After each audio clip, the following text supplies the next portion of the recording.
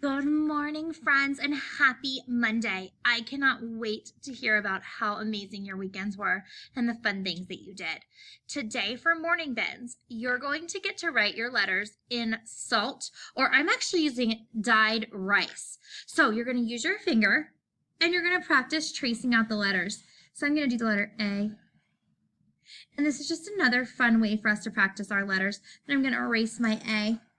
And now I'm going to make the letter B.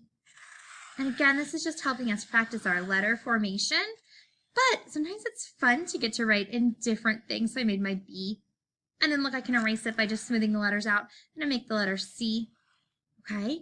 You know what? You can also write your name if you want to. Or guess what? You can even practice our numbers. So I'm going to do the number 2. Okay? All right, friends, so have fun. And remember, you can use salt, you can use rice, you can use anything you want to practice writing your letters using your pointer finger this morning.